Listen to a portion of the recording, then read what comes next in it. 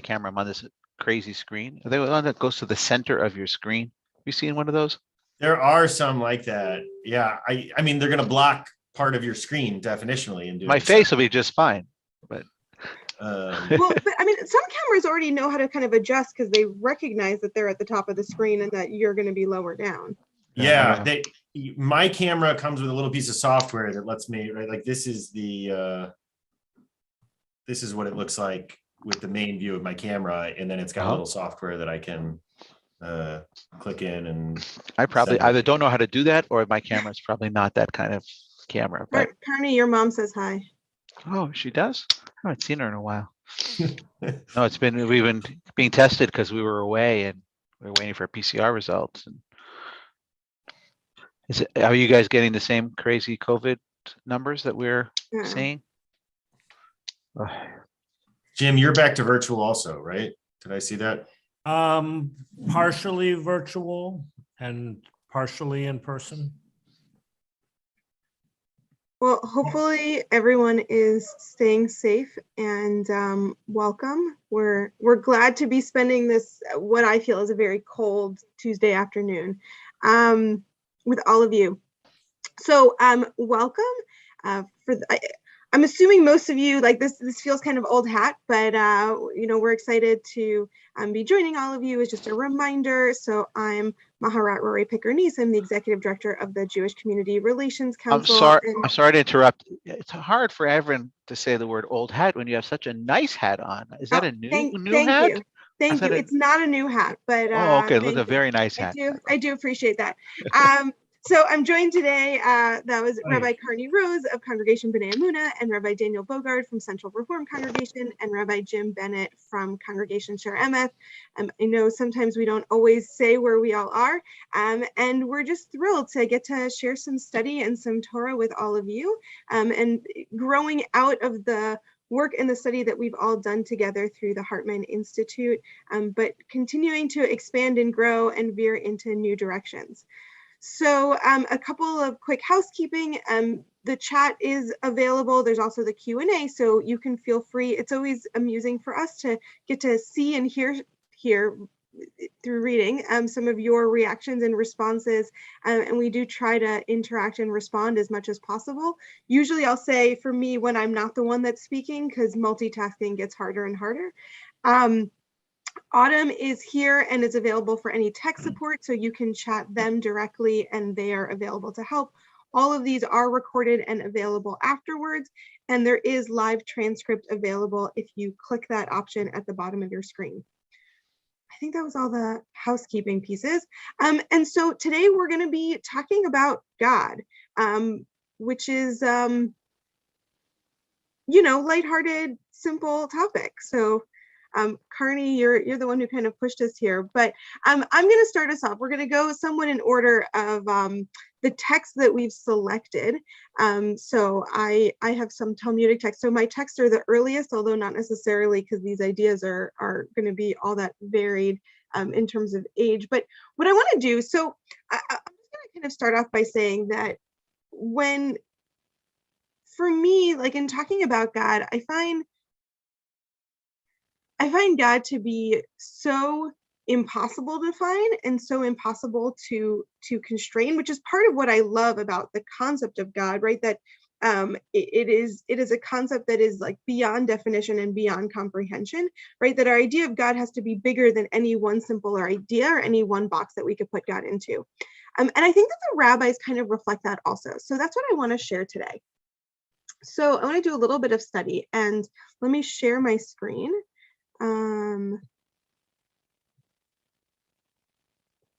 Okay, how's that? You're good? We're good? Okay, so, well, this is a picture. So I wanted to give a little bit of background because what I want to talk about today is a man named Elisha ben Avuya, who the rabbis call Acher. He's called Acher, the other, because he is like the original, like he who shall not be named, the absolute one that you're never supposed to, right? His name gets erased from the canon. He's called the other. And the rabbis go about telling all of these stories. Acher really scares the rabbis more than I think any other person, in part because he's one of them. He's one of the greatest sages of his generation. And he is famously, for those of you who know the story of Pardes, of the orchard, right? Four go into the orchard. Acher is one of them. Rabbi Akiva is the one who comes out unscathed. If you don't know that story, don't worry about it. That's a whole other path to go down. And the rabbis, basically, they tell story after story about Acher to kind of describe like how much he's gone off the path, right? So he, first of all, like it's decreed from heaven that everyone can return except for Acher, which is again has all these other questions in terms of whether or not we can, the possibilities of redemption. But Acher at that point, he breaks Shabbat, he uproots a plant on Shabbat, he goes to a sex worker, he rides, this picture here, he's riding a horse, which already for the rabbis, like rabbis tend to ride donkeys, like the Greeks and the elite ride horses, rabbis ride donkeys, right? He rides his horse, and he rides his horse past the Holy of Holies on Yom Kippur, that is Shabbat, right? Acher is like as far afield as you can possibly go for the rabbis. And then in the course of telling all these stories, I mean, so much so that in some versions of the stories, he even starts murdering children. I mean, it gets to be incredibly extreme. And then we get to this story. So all these stories are in Tractate Chagiga. We get to this story, and that's going to be a few generations later. So Ishkechei Rabba Bar Shela Le'Eliyahu. So I already love this, right? The rabbis like randomly will stumble upon Elijah in the marketplace. This just happens to rabbis not so infrequently. So Rabba Bar Shela, like I was at Schnucks this morning, and I think Elijah was there. Yeah. Did you talk to him, or was he busy? He was quite busy. He was ordering fish. So. Carney, have you seen? Jim Goodman writes a whole genre of poems about the prophets he meets at Schnucks. Oh, yeah. Okay. He brought his own knife. I just want to add that when I saw him there, I took a long look into his shopping cart to see what he was purchasing. I just wanted to be able to report that. Okay. So excellent. So Rabba Bar Shela, he bumps into Elijah and he starts chatting with him. Unlike Carney, who leaves him alone, right? He starts chatting with him, and he says to Elijah the question that all of us would, should we talk to Elijah, ask Elijah, where he says, Maika Avid HaKadosh Baruch Hu. He says, like, what's the Holy One up to right now? Like, what's God doing? Amar le Amar Shmata mi Pumayhu dekulu Rabbanan umipume Rabbi Meir lo Amar. So he says to him, Elijah answers Rabbi Bar Shela, and he says, God is reciting teachings in the name of all of the rabbis, except for the name of Rabbi Meir.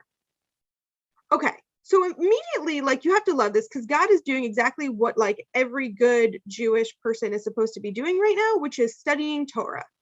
God is studying Torah, and God is studying the Torah of the rabbis, right? Because that's what we all are supposed to study, Talmud, right? So God is studying Torah, and God is citing Torah in the name of all the rabbis, except for the name of Rabbi Meir. And Rabbi Bar Shela asks Elijah, why? Why would God not be studying the Torah of Rabbi Meir? And Elijah answers him, because he learned it from the mouth of Acher.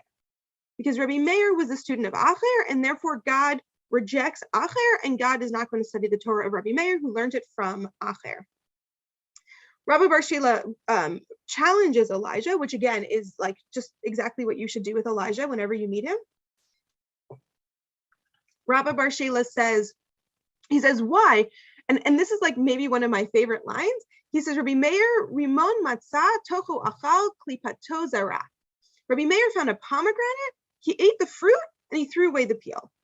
Look, like Rabbi Meir is a great rabbi, and he takes the good and he throws away the bad. Okay, so immediately afterwards, Amar le, so Elijah says to Rabbi Bar Shela, he says, Hashtaka Amar, now God is saying, Meir b'ni omer, Meir my son says, Bizman she'adam mitza'er shchina ma lashon omeret, kalani meroshi, kalani mizro'i. When a person is suffering, what does the Shekhinah, the divine presence, say? My head is heavy, my head is hurting, my arm is heavy. And if the Holy One, blessed be God, is grieved over the blood of the wicked, how much more so over the blood of the righteous that's shed? So he's going to quote this teaching. God is going to quote this teaching. So sorry, Elijah is quoting God, quoting this teaching. So first of all, right, there's like this amazing element of what's happening, right? Rabbah bar Shela challenges Elijah. God is like listening in on this conversation. Rabbah bar Shela wins the argument. God likes this, right? Rabbi Meir. And so God immediately quotes a teaching in that moment of Rabbi Meir. And I won't necessarily go into all of it, but I did bring the source of this teaching. So actually, this comes from the Mishnah in Sanhedrin. The backdrop to it is that this is talking about how one does capital punishment. That's the context that this is talking about, what to do when somebody is supposed to be stoned to death. And so we have this teaching of Rabbi Yossi, who says that you have a post that leans against the wall, and after a person is stoned, their corpse is hung. And he hangs the corpse on it the way that butchers do. So this is supposed to be like discarded, just like meat, right? And then they immediately untie him. And if he's left hanging overnight, a prohibition is transgressed. As it is stated, his body shall not remain all night upon the tree, but you shall bury him that day, for he that is hung is a curse of God. This comes from Devarim, from Deuteronomy. So the Beit Din, the court, would hang the corpse, but not for a very long period of time and not overnight. That is to say, were the corpse left hanging on the tree overnight, people would ask, why is that one hung? Like, why was this person put to death? And it says the response would be because he blessed God, which is a euphemism. We don't say that someone curses God, someone blasphemes. We use the language of Beirachat Hashem, that they blessed the name. And therefore, the name of heaven would be desecrated because people would keep talking about this blasphemy, and we would keep reminding each other that someone blasphemed God, which would then be desecrating the name of God.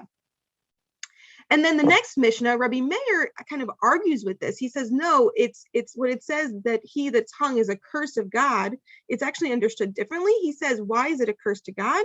Because when a man suffers, what expression does the divine presence use?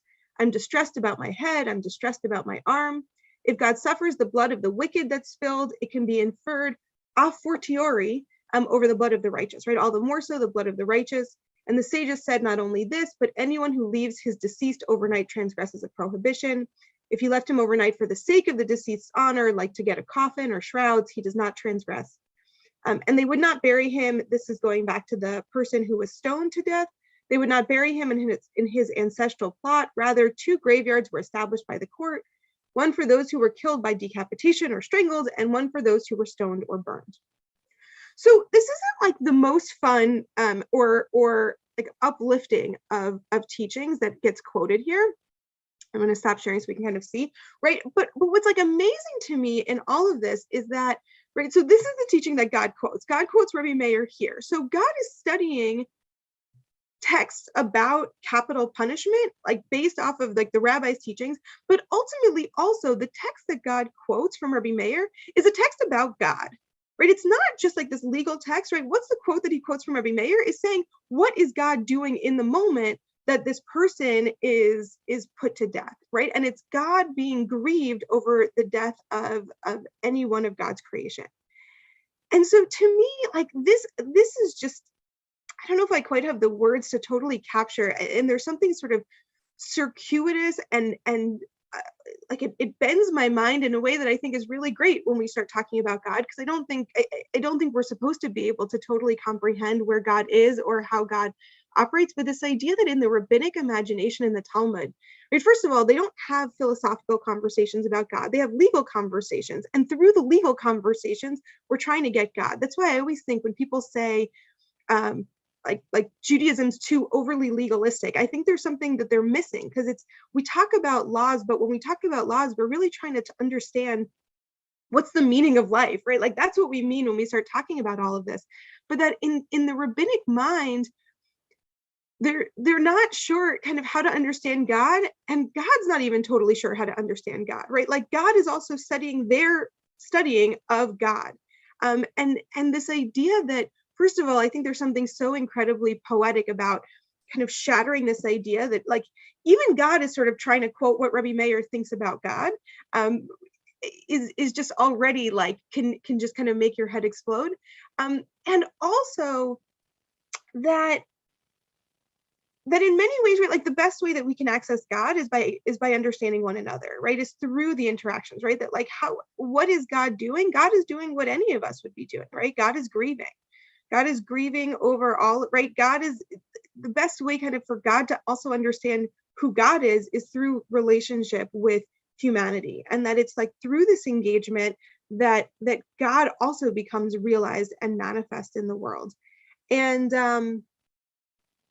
I don't know if I have the words that are quite as eloquent as I'm sure we'll get to more so like when we get to people like Heschel or all of the others, right, who are, I think more of you brought like kind of the philosophers to it, but I'm just so struck that like even the rabbis in their most basic element of trying to understand what is it that God has called us and what are the laws are really wrestling with these questions in the most beautiful of ways and recognizing that in some ways I think what they come to, and I think for me also what I often come to is just this realization that we can spend all day and night questioning these deep questions that we'll never come to an answer about, right? Ultimately, like until, I don't know, maybe there is some future day or some later world where we get to know the answers, but whatever it is that my answer is, right? If I think God wants me to drive a car or not drive a car or turn left or turn right or whatever it is, right? Like there's no bolt of lightning that's going to tell me the answer immediately. And so the best thing that I can access is this world and access the ways that we treat one another. And that in this, right, the ways that we're ultimately accessing God is how do we give the greatest dignity even to the worst offenders of people that we could possibly imagine. That even to the person who would blaspheme God, who would violate the very core of the laws that have been established, who needs to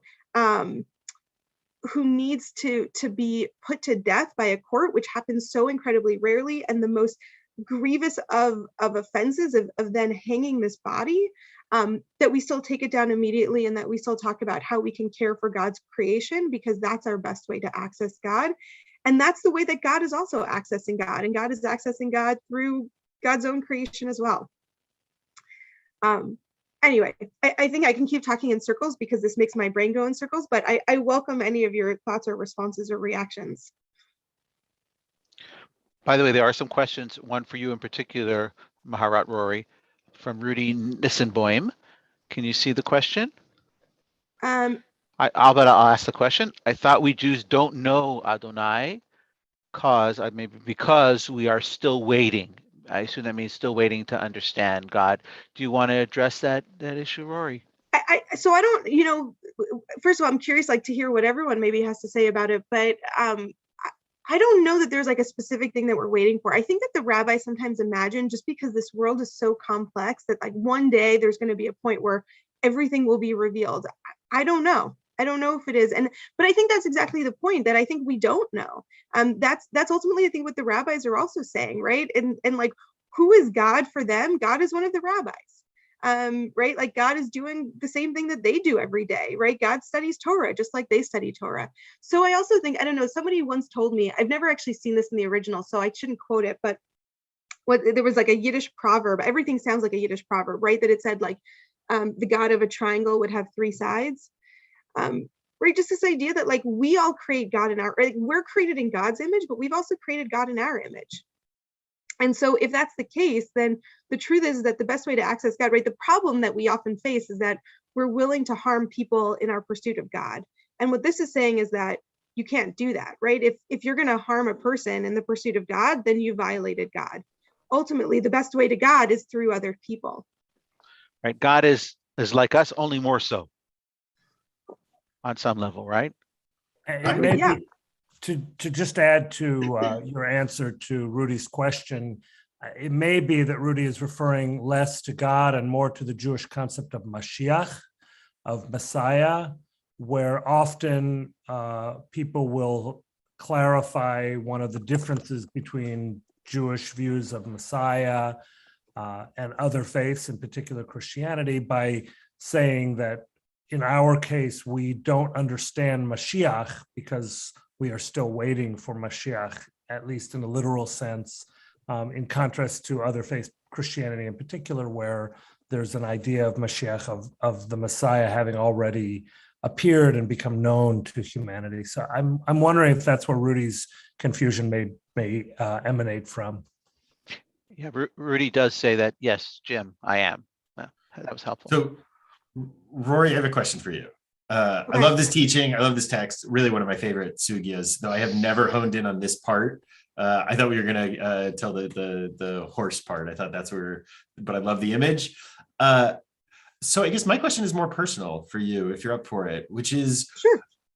do you believe in a personal God that you can be in relationship with, that responds to prayers, that is movable and changeable in that sense? The easy and hard answer is that I'm not totally sure, in the sense that like I do, I mean, like I believe in God. I think there's something really egotistical about a personal God, right? The idea that like I can move God.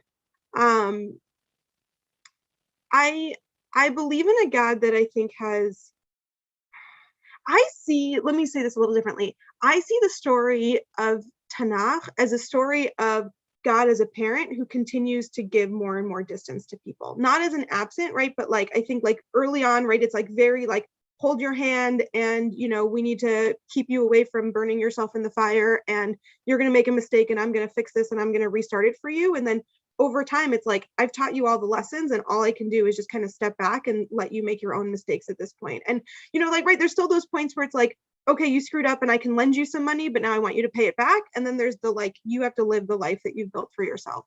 And I think that's where we are. I think we're at like the post-college, like we've all grown up and now we're in our 40s, and God is like, you can call me anytime and I'm willing to chat, but like I gave you all the pieces that you need. And I think that's also very much like, for me, I'm very highly influenced by particularly like the Holocaust, post-Holocaust theologians. And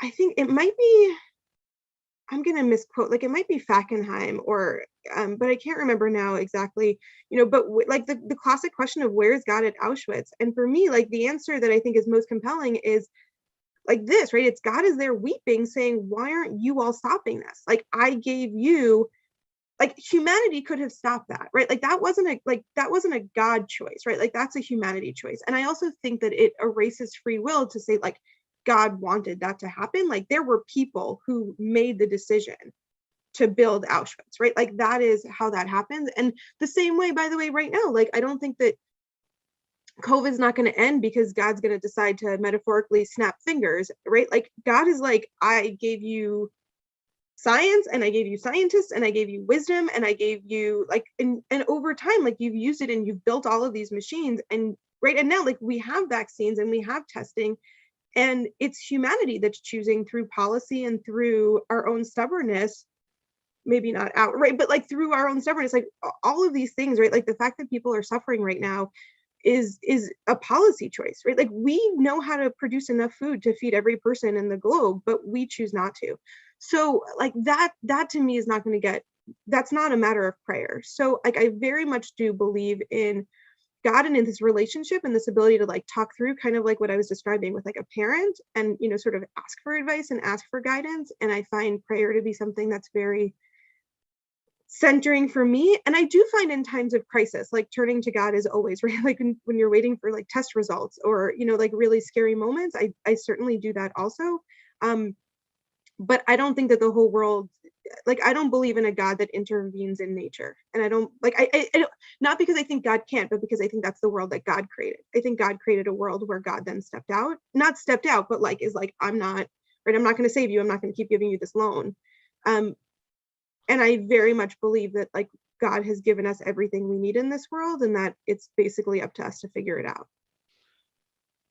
Daniel, would you be willing to take a crack at your own question? Sure. Yeah, I mean, the answer for me is I don't believe in a God that is personal or intervenes or acts. Jim's going to teach some Maimonides in a couple minutes. I never had a God language that felt authentic to me and authentically Jewish until I really understood Rambam. And that really took until Hartman for me. I managed to make it all the way through rabbinical school without having Well, I think some folks are sometimes surprised by how little we talk about God at all in rabbinical school, ever. Certainly not dealing with our own personal faith or beliefs. But yeah, no, I don't believe in a God that changes or moves or acts or is a person in any way. And the closest I get to a definition of God, and I understand this very Maimonidean, is that God is the word we use for the capital T truth of the universe. And in a very postmodern way, since we are in the system, we can never hold absolute truth. We can only hold relativistic truth. Right? I mean, that's what Einstein showed us, amongst others. And what Rambam showed us, I would argue, amongst others. So in that sense, God is the word we use for the totality that is separate or different than the sum. But not in any ways something that can bring change to our lives or intervene, or to me, going back to Rory's comment, that's creating God in our own image. It's as the Kotzker Rebbe would say, idolatry of the mind. All right, Bennett, do you want to take a crack before I say something, or? I think I'll wait until I introduce the text I wanted to share today, because they actually serve in a way to answer the very question you're asking. So I'll defer till after you're finished. All right.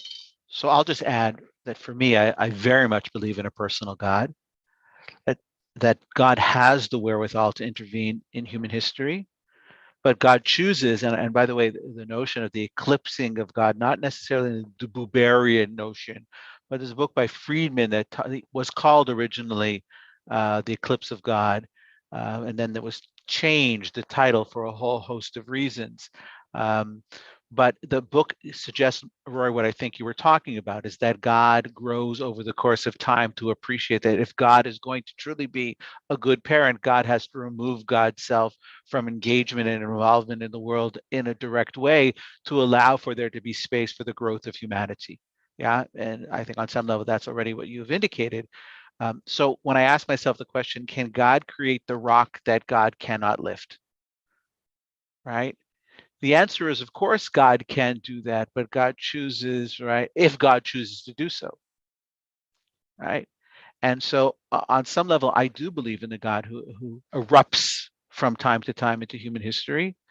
And I have examples of that in my own life, and maybe we'll leave that for down the road for those conversations about the moments when God is not hidden and not eclipsed, but rather erupts. And I think we could each, if we really take the time to think about it, see those moments as much as sort of in a philosophical, theoretical framework. We want to become rationalistic, right? But ultimately, when you're waiting for your test results, isn't that the moment that you hope and pray that God will erupt into human history? Well, When you're waiting for your child to recover from surgery or from an illness, as we listen outside their room to make sure that they're breathing, particularly during this crazy time of COVID when breath is so precious, are we not? So I want to believe, and I do believe in that kind of God. Going back to our shared beloved teacher, David Hartman of a blessed memory, who, in some profound ways is the one who convenes this chevra here. I have such vivid memories of David Hartman as he knew he was dying and as he was struggling and declining, being at the Machon in Jerusalem and expressing clearly the pain at not having a personal God to be with him. That he had this I get the sense that he looked at God somewhat similarly to how I do, at least I like to think that. And that it left him with a God who wasn't there and didn't intervene and couldn't be of comfort to him during moments like that. And it always But Daniel, I will say to you that, having visited Hartman near the end of his life, I asked him, is he going to say Shema when he knows the moment is coming? And the answer, of course, was, of course, yes, of course I'm going to say the Shema. Now, the question is, how do you square that particular circle? I don't know, but I appreciate what it is that you're saying. And so maybe I make the conscious choice to say that I want to believe in that personal God because I want to believe that there will be some answer from the other side and not silence. For fear of trivializing this very important and very personal conversation, I just want to call to mind the words of our colleague and some of our teacher, Rabbi Lawrence Kushner, who in some of his writings speaks really beautifully and in a very accessible manner about the difference between belief, philosophical belief in God, and the experiential relationship or the experience of God. He says we ask the wrong question when we ask, do you believe in God? Perhaps the better question, the more useful question, not the right question, but the more useful question is for us to ask, when do you feel closest to God? And how do you experience God when you do feel close? And similarly, and a little more frighteningly, and Elisha Ben Abuya is an example of somebody who justifies the frightening nature of this. When do you feel less close to God? Or even when do you feel the need to deny God or to push God away? And for me, at least, that understanding really was an awakening that you can have somebody like Rabbi Hartman of blessed memory, Rabbi David Hartman of blessed memory, who simultaneously said, I feel very distant from belief in God. And nonetheless, I feel close enough to the God that I have trouble believing in that I want to recite Shema on my deathbed, for example, or, and we can use dozens, countless of other examples. And I think if I could say anything to all those that are with us today and to ourselves, that we make a mistake when we make this a binary choice between belief or non-belief. And it maybe is more useful to simply talk about experience. When we all have those moments, those life and death, those tragic or those joyful moments when we have no doubt that we believe and we feel close. And I think if we're honest, most of us also have those moments when we feel very distant and maybe even in denial. And no, there is no God. I don't want to believe in God. I can't believe in God. Maybe it would also help to define the God that we do or do not believe in that moment in time, right? And I think that will be a helpful part of this process as well. Maybe just because of the sake of time, we should go on to the next text that may help us a little bit in the process of defining what that God may or may not look like. Rory, are you okay with moving on? Okay, so Autumn, Autumn, if you could put up the text from Maimonides first, if you have that available. If not, I could share it from my, there it comes. Thank you, Autumn. So I want to say by way of introduction, before we read these two texts, that I approach very much this conversation the way I just alluded to, that the question is very appealing from an intellectual, abstract point of view of, do I believe in God? And if so, what God? And what are my proofs for or my denials of God?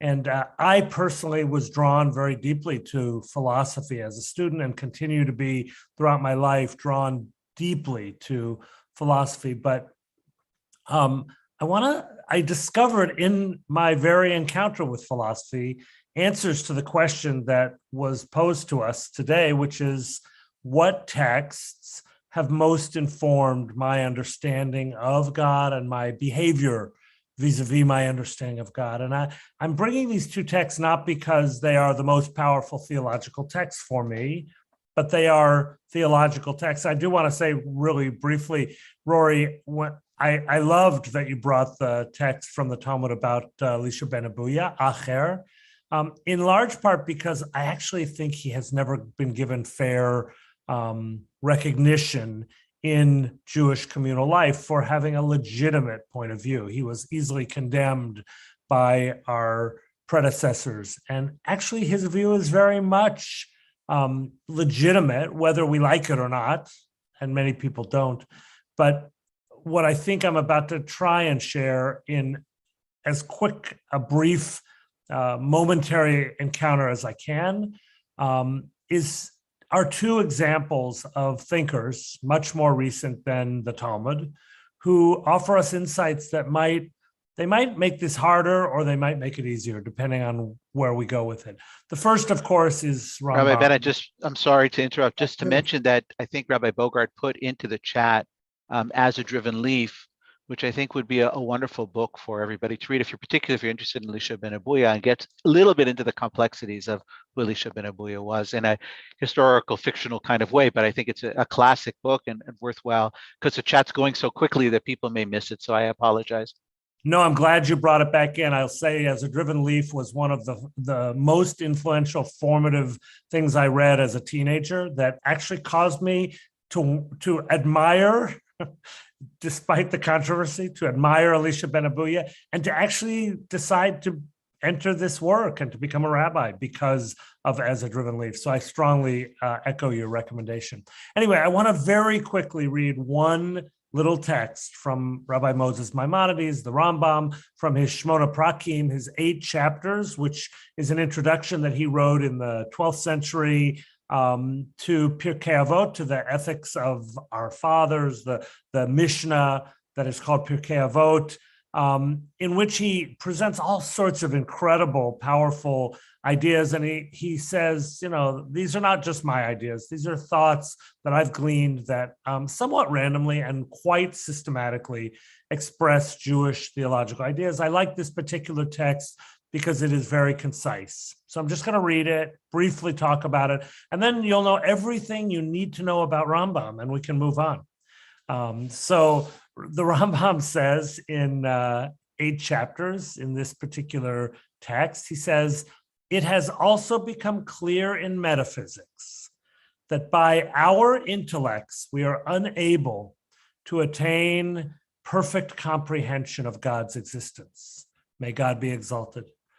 This," he goes on to say, "is due to the perfection of God's existence and the deficiency of our intellects.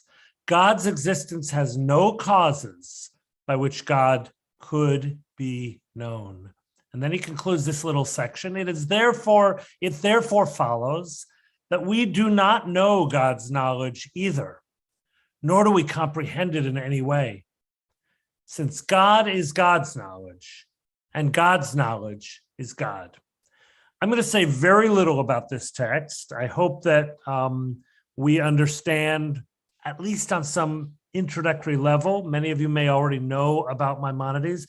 This is what is known in philosophical teaching as Maimonides' theory of negative attributes of God.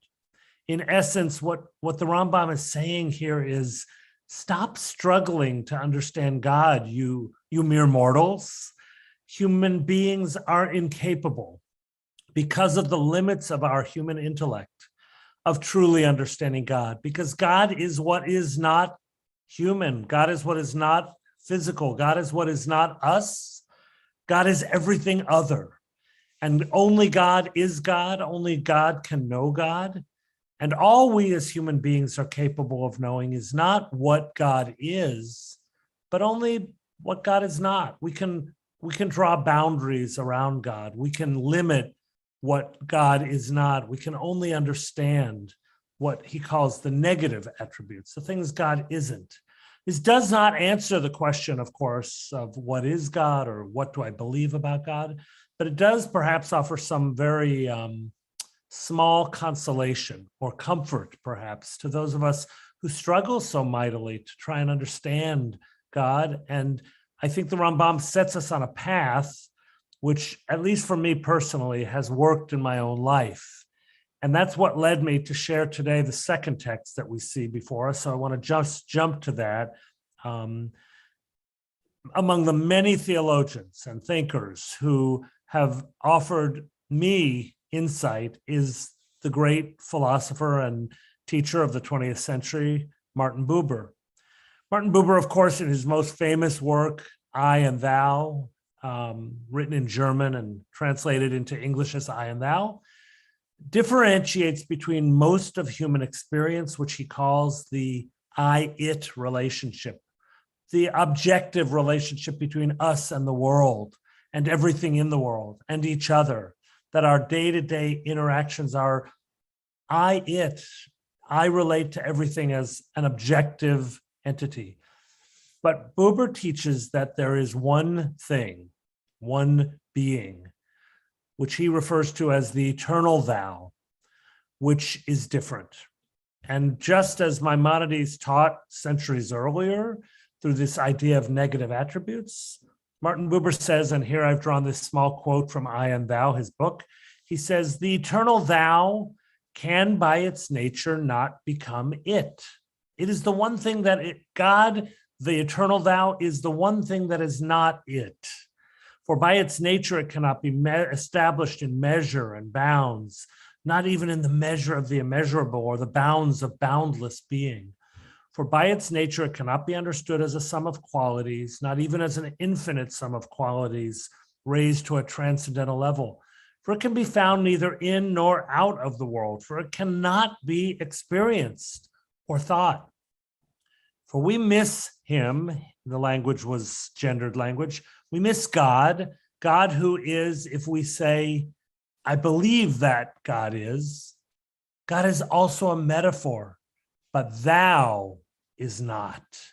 The eternal thou, this idea that we are incapable of understanding, is not a metaphor. It is real, Buber hints. It is simply incomprehensible. We can only get close by experiencing everything and everyone in the universe through what Buber calls meeting, or what we might call dialogue or relationship. And in this last quote, he elaborates, meeting with God does not come to us, to man, in order that he may concern himself with God, but in order that he may confirm that there is meaning in the world. I'd like to just summarize, and you can take the text off the page now, Autumn. Thank you so much. I just want to summarize and then throw it to conversation and discussion. To me, this was like an explosive understanding of theology. When I was studying philosophy and theology, and in the process of beginning to grapple seriously with my own understanding of and relationship with God, and what Hermann Cohen, the great German philosopher in the 19th century, called the God idea, Buber, building upon the Rambam, exploded my ability to understand that the very fact that God is difficult to encounter, the very fact that God is almost impossible to describe or explain, is precisely confirmation for me that even though I can't describe it, there is a God, and I do have a relationship with God, and I am striving to experience that relationship, but it's not, ironically, by going deeper into faith and God. It's, as Rory, as you said a few minutes ago, it's by going out and being in relationship with each other and with the world around us. That is meeting with God. It's the best we can do. It's the closest we can come. And when people ask, so how do I know God? How do I understand God? For me, the Buberian answer, the Maimonidean answer, the authentic Jewish answer is look into the mirror and look into the eyes of the other and look at the beauty of the world and dive into the real relationships we have, because they will ultimately lead us closer and closer to the ineffable, the unknowable, but nonetheless very, very real, divine, the eternal thou. So I'll throw it to you all to react. Those are my texts. To answer the question, Carney, that you posed us for this session, those are the texts that kind of explain how I try and answer this question.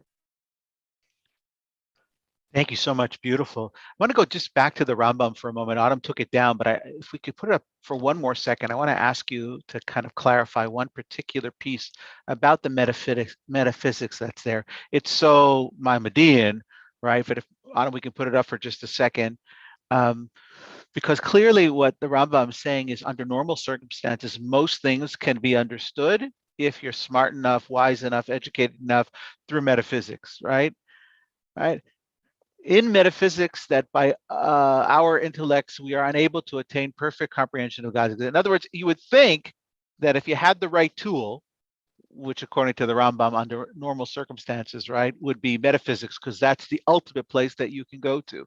I just want to remind us that there is a place beyond metaphysics, right? And at least in the teaching of the Rambam, and that's nevuah, that's prophecy. Prophecy. Yeah. Right. And so I want to make sure to throw that element out there, because part of at least my conception of God, and wonder what you think here as well, is can we account for the phenomenon of not we are prophets, but that we have moments of clarity that are prophetic?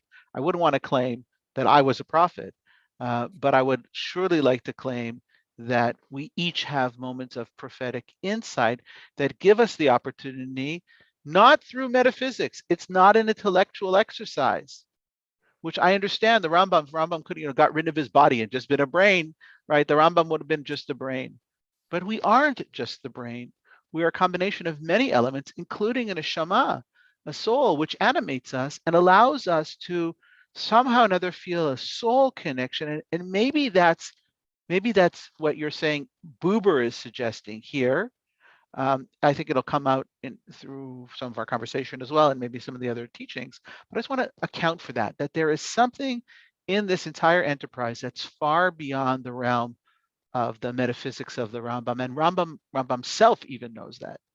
Yes, thank you, Carney. And Autumn, I think you could take the text back down so we can see everyone. Thank you, Carney, for sharing that. I mean, I don't want to take the time for us to teach a class on Rambam, which you all could teach far better than I, but the idea of the intellectual capacity of the very few being capable, of course, the Rambam referring to himself, there are certain people who are capable of doing this work, but there is an implied humility here that, no matter how much you study, science, philosophy, whatever, most human beings are incapable. And yes, there is that idea of nevuah, that idea that there is prophecy, there is encounter with God.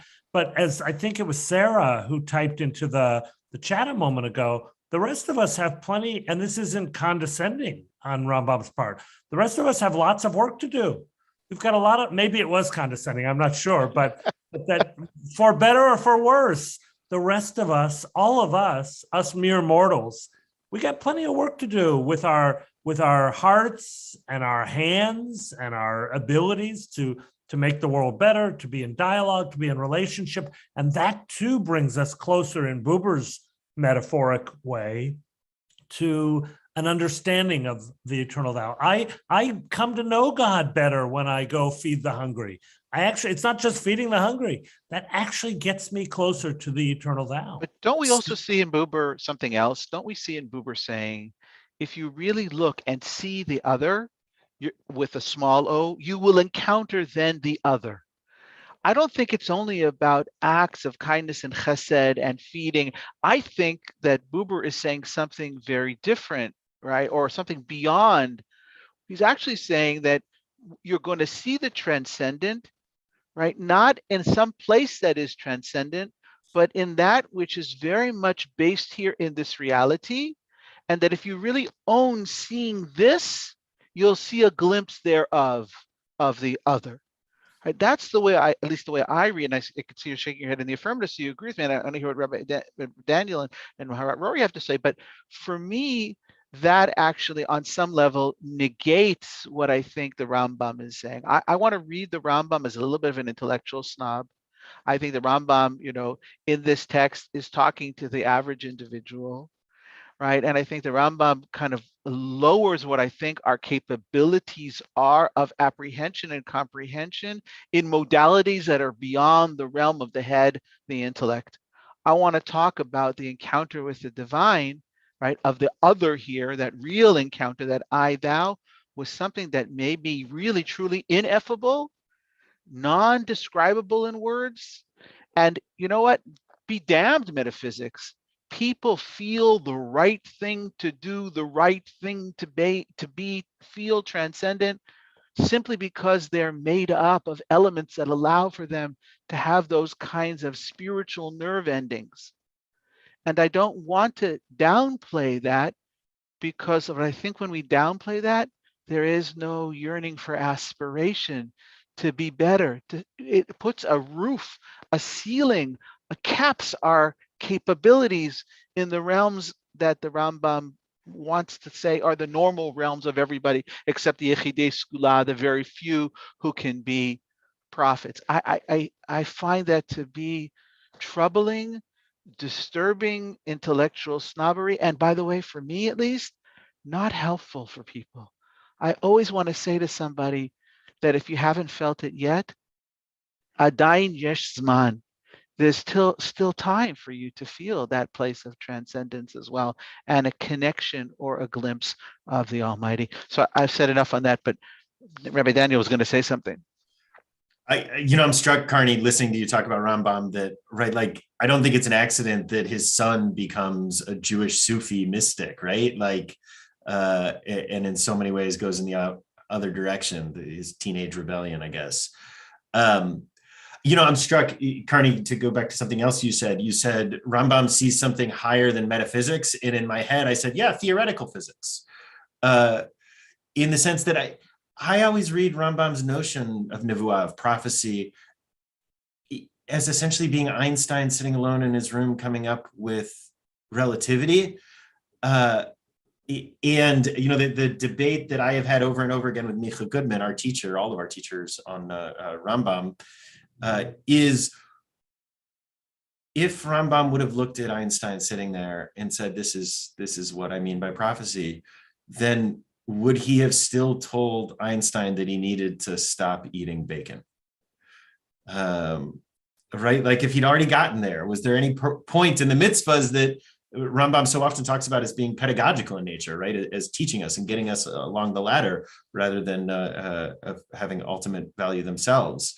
So yeah, I don't know if we want to jump into those waters, but that's how I've always read Rambam.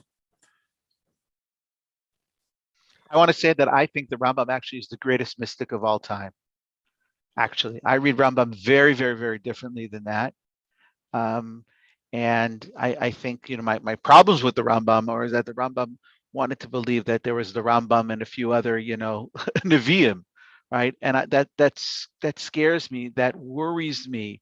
On some level, I love what Buber does, because Buber starts the process of making it palatable and available to people, right? And it gives some steps along the way, as Rabbi Jim said, right? Some possibilities of ways in which one can encounter through really seeing people and through doing acts of chesed and to, imitating God on some level, right? The imitatio Dei, through doing what God does, right? Feeding the hungry and clothing the naked and all those things. I get it, right? But you have to see that first, right? You have to see that there's a need there. That starts the process, but it doesn't end the process either. And I think the same thing is true. These are all starters for me, right? Like soup starters. It's all soup starters for a spirituality that is transcendent. So I'm not going to debate. I don't claim to understand Rambam enough to sort of but I'm struck, and Jim, thank you for bringing these texts. And I'm struck also. I keep thinking about, because I've been studying with a group, the Book of Ruth, and I always love, right? Like in the Book of Ruth, there's when Boaz first goes out to the field, right? Like the way that he greets people is he says, Hashem imachem, like God is with you. And we just had this this incredible discussion of what does it mean to walk through the world if that's how you greet people, if that's how you see people. And even in what we say now, right? We say Shalom Aleichem, right? Like peace be upon you. But I mean, Shalom is also another name of God. And just, I think to what you're saying, and Jim, it's very much, I think, also reflects my own views of it. But maybe you're saying this, and maybe, or maybe I'm making a distinction. I'm not even totally certain, right? I think it's not just that we access God through a better understanding of the other. It's that actually God is in the other, right? If we actually see, right? If God is in us and God is everywhere, right? If that's actually where we find God, which I think is also, some people have said, is this a distinction? And I'm not going to speak about other faith traditions, but I do think that there are some theologies where if your only goal in life is to understand God, that you're going to, first of all, right, I think the rabbis make very clear that they do not think that God wants you to become an ascetic and leave the world and be absent from the world to become closer to God. That actually is not going to bring you into the right direction in terms of closeness with God. But also that, if you're harmful to the world or harmful to people in your pursuit of God, then right, you've missed the whole point, because you've actually left God behind, right? If I'm willing to knock this person aside. And so, I'm always struck by that. And I think to the point also you're making, Jim, I don't think I'm there. I don't think I'm there at all. But I think in terms of what I'm striving to get to? Like, what does it mean to actually go through the world to say, this person also is God, right? Like, not a God, right? But like that there is not just that this person has an element of God, but actually, right? Like, if we're all created in the image of God and we all have a piece of God, then I can understand the totality of God better the more I understand the totality of people. But also, like, so it's not that it's a path to God, but actually, like, it is a piece of God. And that becomes right. So it's not, I would say, like, it's not the start to the end goal. Like, that actually can be a goal in and of itself.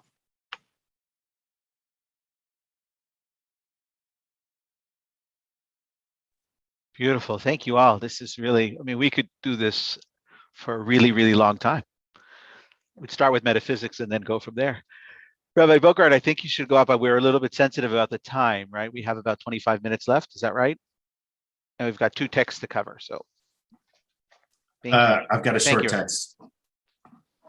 I've got a short attention span, so we're in good shape. You see this?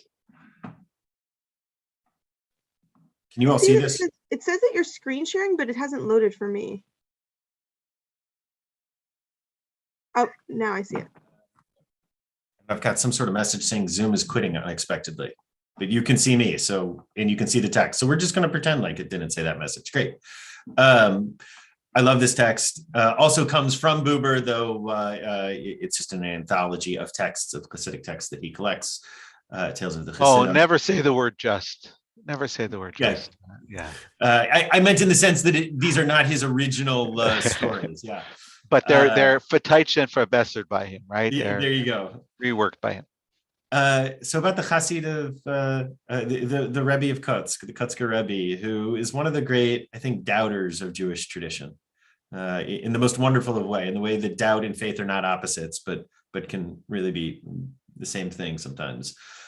So Chassid, one of the students of the Rebbe of Kutsk, comes to the Kutzker Rebbe and says, "Rabbi, I keep brooding and I don't seem to be able to stop." "What do you brood about?" asked the Rebbe. "I keep brooding about whether there really is a judgment and really is a judge, meaning I keep brooding about whether there really is God. What does it matter to you?" "Rabbi, if there's no judgment and no judge, then what does all creation mean?" "What does it matter to you?" says the Rabbi.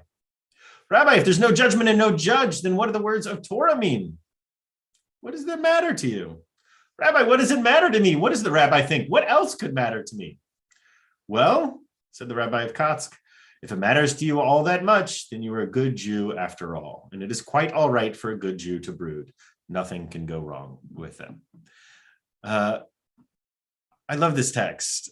I really love this text. I love the humor in the text. I love the honesty and the wisdom in the text. But I also love what feels very Jewish to me, which is that unlike what I think of as being faiths, and I would put Christianity and Islam in these faiths, where to be a part of that community means to believe. I think to be a Jew means to engage and to struggle and to tell this story and engage with it. And I think that's an incredibly different thing. I think it actually means that, right, in terms of sociological categories, I don't think that Jews are the same thing as Christians and Muslims. I actually think when we gather together for Abrahamic faith conferences, we're not gathering in the same footing, because I think we're actually something different than Muslims and Christians, even as many particularly white evangelical Christians would be quite upset to hear something said like that.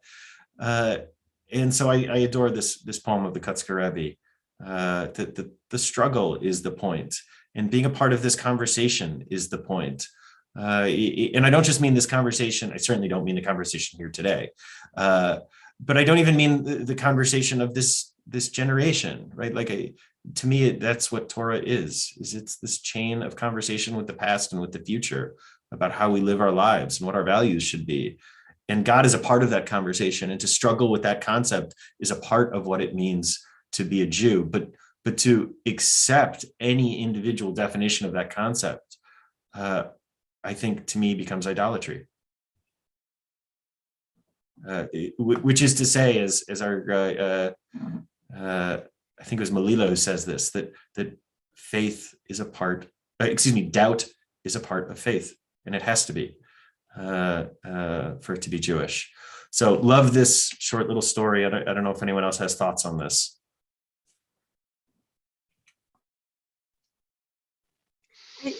I first of all, it's so perfectly articulated, and also, I mean, the piece about doubt, right? Just that I think so often we as humans, like I don't even necessarily mean as Jews, like we're somehow led to believe that those pieces are somehow moral failures, right? That like doubt means, right? Or like people feel like the doubt is first of all, like I love, like I don't know, I was thinking about, Jim, when you pulled together, there was a the retreat that you had with evangelical pastors and with imams, and we were there, and so at one point, I don't even remember why, but like I was giving like a little teaching, like you guys voted me, and I did this teaching, and I don't know, it was like somehow about arguing with God. And I remember like the imams coming over afterwards, and they were like, we're so confused. And I was like, that's great. Like, that's a totally Jewish thing. Like, I'm good with that.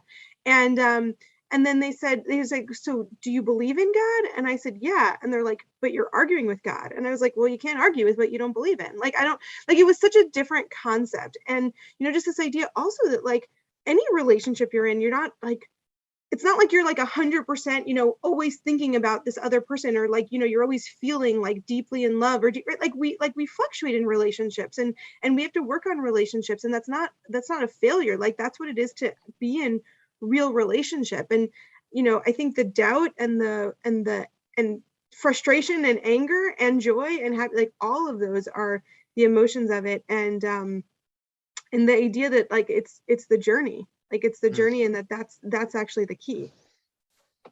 I just want to put an exclamation point on what both you and Daniel just said. I also want to just be a little contrary for the sake of being contrary for just a moment. I think there's a difference between what you, Daniel, referred to as the differentness or the otherness of Jewish faith, in contrast to the faith of other religious communities and beliefs. There's a difference between that, which makes me personally feel very uncomfortable, actually, than saying these are not faith muscles or abilities that have been exercised or have been permitted to be exercised by people of other communities, the same as perhaps the Jewish community has done. I would not want us to, personally, I would not want us to suggest that doubt, for example, or questioning are forbidden by or antithetical to Islam or Christianity. Quite the contrary. It may be that the institution. Let me clarify then, because that is not what I was saying at all. What I am saying is that sociologically, I don't think we are a religious community, and I think they are, in the sense that faith is the center of what it means for the vast majority of the Christian world and the Muslim world, and it is the organizing principle around which people come together. And I do not believe that to be the case for us, right? I think tribe and peoplehood is the center for us, and that Judaism is the religion of the Jewish people, but that actually you don't have to be a practicer of Judaism to be Jewish. And that is what I mean. I'm not even a little bit suggesting anything about the role of doubt in those other communities, but instead saying that I don't believe that religion or faith is the right sociological category to think of Jews within. Maybe even as the classical reformers would disagree with me. Yeah, no, I absolutely agree with that. So thank you for that clarification. And maybe it's a great way to introduce Abraham Joshua Heschel, who will be the last text. How's that for a good segue, huh? All those years in the rabbinate. But I want to say actually that I think Heschel often found relationships with other people of faith to be much more inspiring than his relationship with the Jewish community. And in part, Daniel, I think, contrary to what you just said, because their faith was real and palatable, and that their faith was actually at the center of who they were as opposed to peripheral, right? And maybe this is one of the distinctions between Heschel and others in the way in which Heschel went about doing what Heschel was doing. Heschel would talk about the fact that he wished that synagogues would become more like Black churches, right? He wished we could feel the spirit in the way in which he was experiencing the spirit. He often talked about this in some of his lectures, which, by the way, he gave, to groups of rabbis, be they Reform rabbis or conservative rabbis or anybody who would come to hear him in synagogues, chastising synagogues, right? Amongst rabbis, chastising rabbis for having become functionaries or looking at Judaism from some kind of sociological, anthropological way, rather than from a faith orientation. Right, the kind of separation of church and state drove him absolutely crazy. He wanted to infuse religion into the life of everything, or spirit into the life of everything. So maybe it's in that context that we could put up, Autumn, the text from Rabbi Abraham Joshua Heschel, and that'll be the final text for today, and then we'll give some opportunity for questions about this and other things. I want to talk about divine pathos, which is far more complicated as a term than it is to understand what it's all about, as are the writings of Abraham Joshua Heschel. So I'm going to start with a section that says man's or human's relevance to God, which in and of itself is consequential, right? Meaning that we have some place in this drama called existence, and we are important to the Almighty. It's not that only that the Almighty is important to us, but we are important to God. The theology of pathos, sorry, I've just got to close this because the comments go on top of it. Whoops. The theology of pathos brings about a shift in the understanding of man's ultimate problems. The prophet does not see the human situation in and by itself. The predicament of the human is a predicament of God. Anochi imo bitzara. God is in it with us, right? Who has a stake in the human situation. God is impacted. God is going through this experience. Probably the best, I think, for us as rabbis, the best example of that is that, right, that the Shekhinah, the divine presence of God, is in Galut, is in exile with us, right? That God's self has been exiled. Sin, guilt, suffering cannot be separated from the divine situation. The life of sin is more than a failure of man. It's a frustration of God. When God peeks down, right, metaphorically from the heavens, or and maybe not so metaphorically from the heavens, and looks down at the situation and sees that God's creations are not living in the way in which God intended for them to live, what happens? God becomes frustrated, right? God looks down. Why? Because God and humanity are partners, are going through this experience together, and one partner is not fulfilling his responsibility. The life of sin is more than a failure of man, it's a frustration of God. Thus, man's alienation from God is not the ultimate fact by which to measure man's situation. The divine pathos, the fact of God's participation in the predicament of man, is the elemental fact. The essential meaning of pathos is, therefore, not to be seen in its psychological denotation as stated from a state of the soul, got to go down, but in a little more, but in the theological connotation, signifying God as involved in history. God is involved in history. He is engaged to Israel and has a stake in its destiny. The profundity of this insight can be sensed only in the light of the prophets' awarenesses of the mystery and transcendence of God. By the way, this comes from the prophets. This is Heschel's original doctoral dissertation, which later comes out in the early 60s in 2 volumes, then put into 1 volume, but 2 distinct volumes, talking about the notion of what? Here we are again at the realm of prophecy, Nivuah, as the possibility that all can experience what? The notion that God is with us in this experience that we are going through. The profundity of this insight can be sensed only in the light of the prophet's awareness of the mystery and transcendence of God. For the biblical understanding of history, the idea of pathos is essential as an idea of man being an image of God, for it is an understanding of creation. The biblical writers were aware of the paradox involved in God's relation to man. Behold, to the Lord your God, belong heaven and earth. Hashamayim shamayim laHashem. The earth with all that is in it. Yet the Lord set his heart in love upon your fathers and chose their descendants after them. You are above all peoples, as is said that day. And I'm sure this is going to cause us a little bit of consternation, but I don't think that Heschel really meant the Jewish people here. I think he means all of humanity, or all people who buy into the notion that God is involved in history. Never in history has man been taken as seriously as in prophetic thinking. The prophets took it very seriously. Man is not only an image of God, he is a perpetual concern of God. God is with us through all of this. As we suffer, God suffers. As we celebrate, God celebrates. The idea of pathos adds a new dimension to human existence. Whatever a man does affects not only his own life, but also the life of God insofar as it is directed to man. The import of man raises him beyond the level of mere creature. He is a consort, a lover, a partner, a factor in the life of God. And of course, all of us know that Heschel, being from the Hasidic and mystical tradition, right, this is the whole notion of the kind of the ability for hitorut deletata, right? That God's self is influenced by what happens down here, right? There is this kind of sympathetic magic that happens, often described in that way. We shake the lulav here and things happen above. We put on tefillin here and something happens above, right? There is that mirror.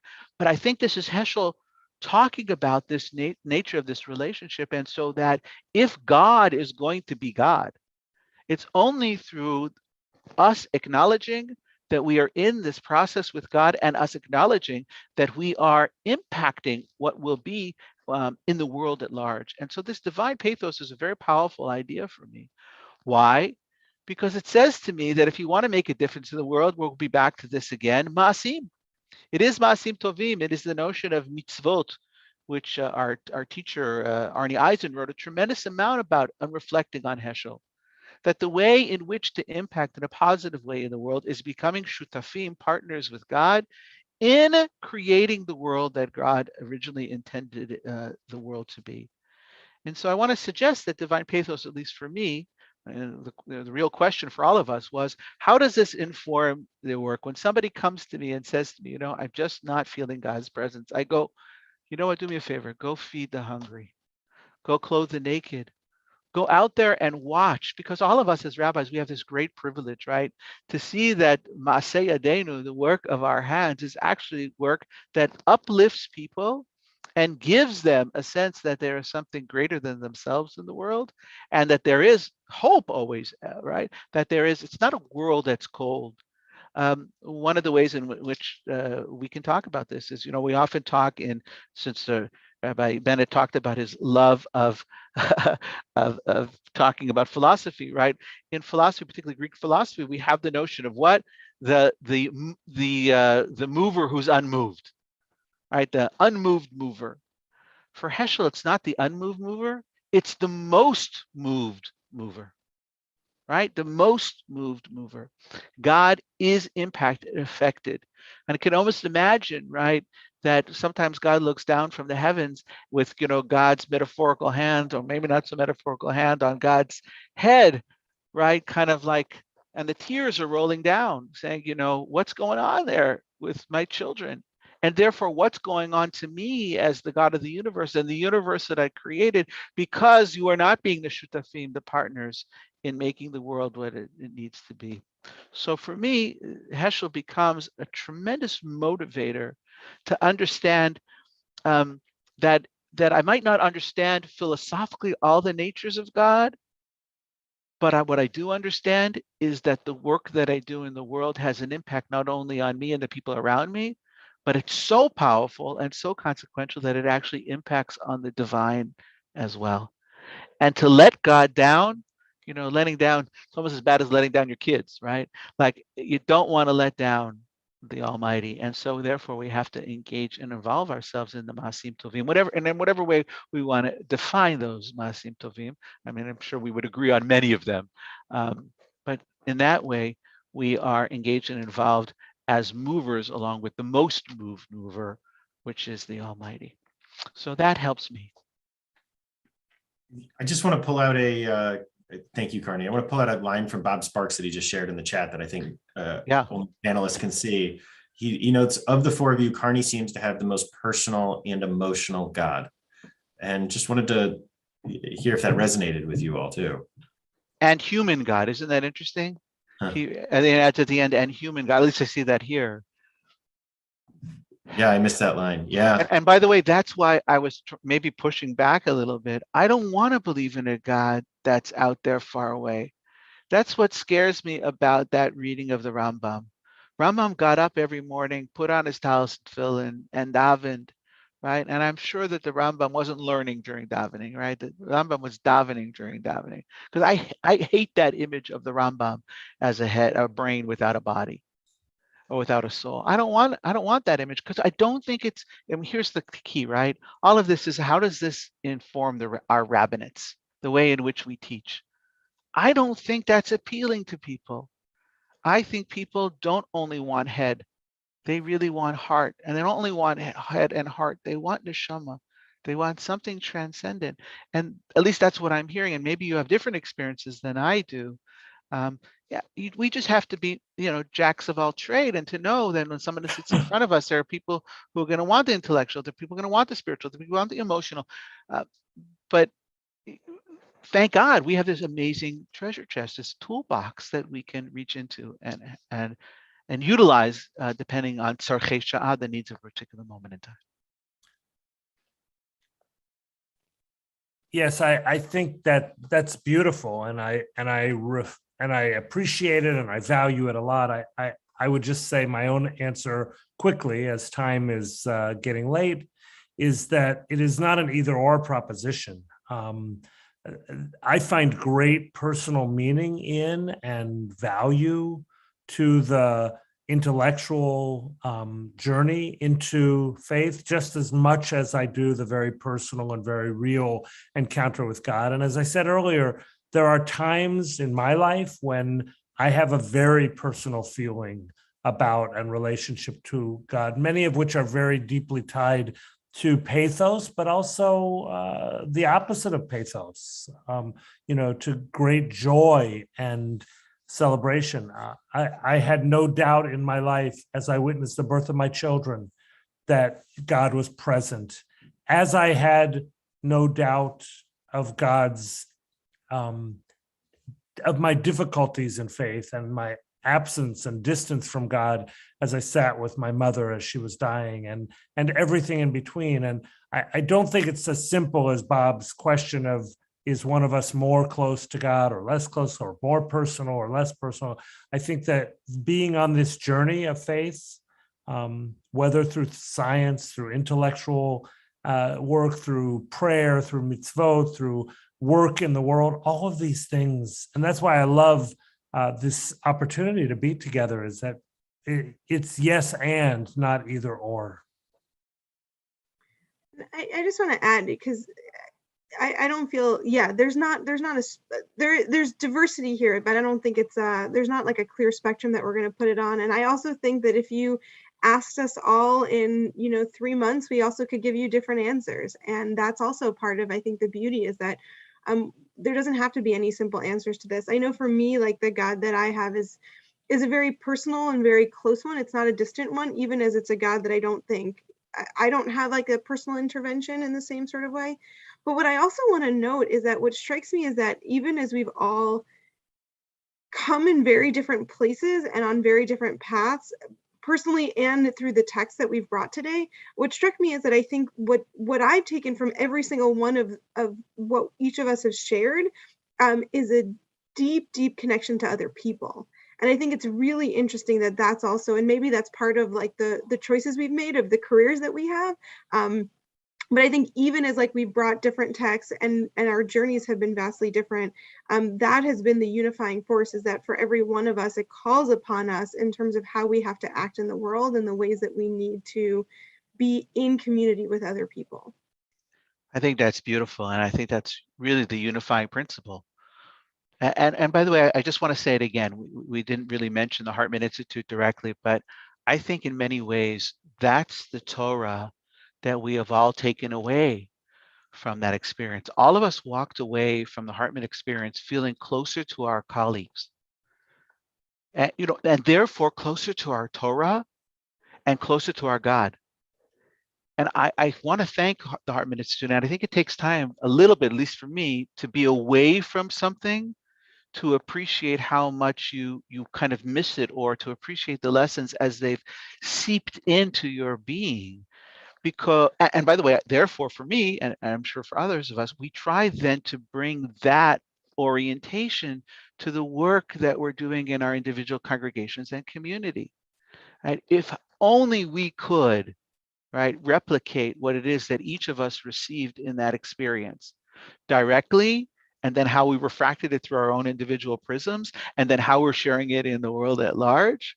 That means that that Torah has grown so exponentially, right? That notion of God, that notion of Israel, that notion, all of those things have grown because we had an opportunity to have new and wonderful and old and wonderful materials, right? We refracted it, and now we're sharing it and processing it together. And for me, this is really an outstanding opportunity. So I want to thank us all, and I just want to make sure to thank the Machon, the Hartman Institute, and I know we're going to continue to have a deep, deep relationship with the Hartman Institute going forward. Speaking of which, the next time we get together, Maharat Rory, this is usually your role. I don't want to step in. You got the hat on, so you might as well go and give it to us. So the next time we get together is going to be